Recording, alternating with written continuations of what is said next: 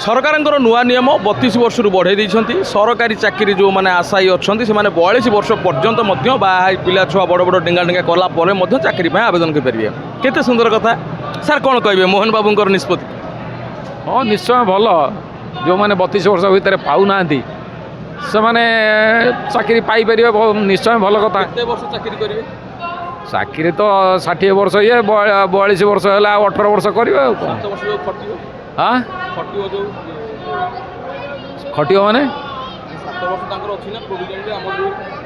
ଓହୋ କଣ୍ଟ୍ରାକ୍ଚୁଆଲ ସେଇଟା ତ ରହିବା କଥା, ଅସୁବିଧା କିଛି ନାହିଁ। ଯାହାକୁ ସୁବିଧା ନ ହେବ ସେ ତାର ଅଲଗା ବାଟ ଦେଖିବ। ନା ଲଲିପପ ସରକାର ଧରେଇ ଦେଲେ ଜାଣି ଶୁଣିକି ଭୋଟ ପାଇଁ। ଲଲିପପ ସରକାର ନାଇଁ ନାଇଁ ସେଇଟା କଥା ନୁହଁ। ଯେଉଁମାନେ ଏଇଟା ତ ସରକାରୀ ଚାକିରି କରିବା ଗୋଟେ ଇଚ୍ଛାଧୀନ ବିଷୟ ନା, କାହାକୁ ଜୋର ଜବରଦସ୍ତି ନାହିଁ। ତେଣୁକରି ଯେ ଯାହାକୁ ସୁବିଧା ହେବ ସେ କରିବ, ଯାହାକୁ ସୁବିଧା ନ ହେବ ନ କରିବ। ଅସୁବିଧା କ'ଣ ଅଛି ଏଥିରେ? ଆପଣ ନଜରରେ କ'ଣ ଓଡ଼ିଶାବାସୀ ଉପକୃତ ହେବେ? ନିଶ୍ଚୟ କିଛି ଲୋକ ଉପକୃତ ହେବେ। ଯେଉଁମାନେ ଦୀର୍ଘ ଦିନ ରହିଛନ୍ତି ଆଶାୟୀ ପାଇନାହାନ୍ତି ଚାକିରି, କିଛିଟା ଉପକୃତ ହେବେ।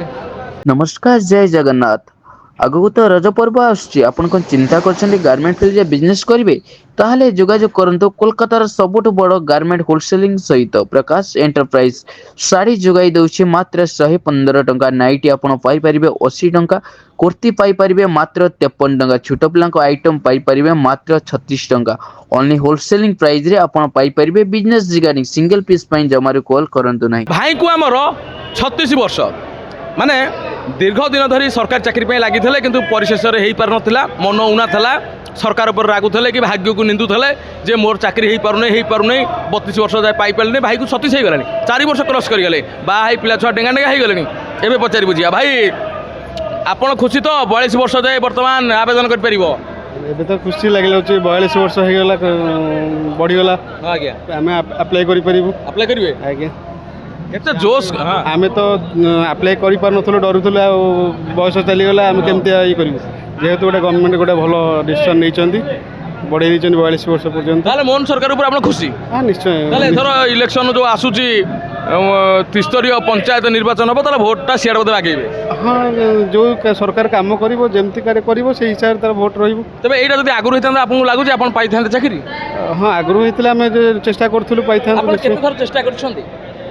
ବହୁତ ଥର ତ କରୁଛୁ, କିନ୍ତୁ ମିଳିନି। କାରଣ ଯେତେ ସବୁ ତ କଳ ବଳରେ କାମ ଚାଲେ। ମାନେ ବିଜେଡି ସରକାର ଉପରେ ସିଧାସଳଖ ଆଙ୍ଗୁଠି ଉଠାଉଛନ୍ତି? ନିଶ୍ଚୟ। ଗଭର୍ଣ୍ଣମେଣ୍ଟ ସେମିତି କରୁଥିଲା, ପିଲାଙ୍କୁ ଚାକିରି ଦେଉନଥିଲା, କିଛି ଦେଉନଥିଲା, ବହୁତ କିଛି ପ୍ରୋବ୍ଲେମ୍ ଥିଲା। କିନ୍ତୁ ଆମେ ଶୁଣିବାକୁ ମିଳୁଛି ବିଜେଡି ସରକାର ବହୁତ ଜଣ ଚାକିରି ପାଇଛନ୍ତି, କଲେଜରେ ହେଉ ବିଭିନ୍ନ ଡିପାର୍ଟମେଣ୍ଟରେ ହେଉ ଲୋକମାନେ ଚାକିରି ପାଇଛନ୍ତି। ସେ ଯିଏ ପାଇଥିବେ ସେମାନେ କହୁଛନ୍ତି ଯେ ନବୀନ ପଟ୍ଟନାୟକ ଗୋଟେ ଏରା, କାହିଁକିନା ସେମାନେ ଚାକିରି ପାଇଛନ୍ତି ତାଙ୍କ ଦୟାରୁ। ନାଇଁ, ନବୀନ ପଟ୍ଟନାୟକ ଏରା ଯେ ଚାକିରି ପାଇଛନ୍ତି, ସେ ଯିଏ ପାଇଥିବେ ତାଙ୍କର କିଛି ଗୁଣଗାନ କରିବେ। ଯିଏ କଷ୍ଟ କରି ମାନେ ଚେଷ୍ଟା କରୁଛନ୍ତି, ପାଇପାରୁନାହାନ୍ତି, ସେମାନେ କଷ୍ଟ ଅନୁଭବ କରୁଛନ୍ତି ଯେ କ'ଣ ହେଉଛି କ'ଣ ନାହିଁ। ହେଲେ ଆପଣ ବି ଇଣ୍ଟରେଷ୍ଟେଡ୍ ଅଛନ୍ତି ଆଶାୟୀ ଦୌଡ଼ରେ? ନିଶ୍ଚୟ ନିଶ୍ଚୟ। ମୁଁ ତ ଯେବେ ଏଇଟା ବାହାରିଲା ମୁଁ ପୁରା ଖୁସି ହେଇଗଲି। ହଁ ବାହାରିଲା ତ ମୁଁ ଖୁସି ପୁରା ହେଇଯାଇଛି। ହଁ ଗତକାଲି ବାହାରିଲା। ଆଉ ଆପଣ ସାଙ୍ଗସାଥି ମାନଙ୍କୁ ଜଣାଇଲେଣି ସବୁ? ହଁ ନିଶ୍ଚୟ ନିଶ୍ଚୟ। ଷ୍ଟାଟସ୍ ମୋବାଇଲ ଷ୍ଟାଟସ୍ରେ ଦିଆଯାଇଛି।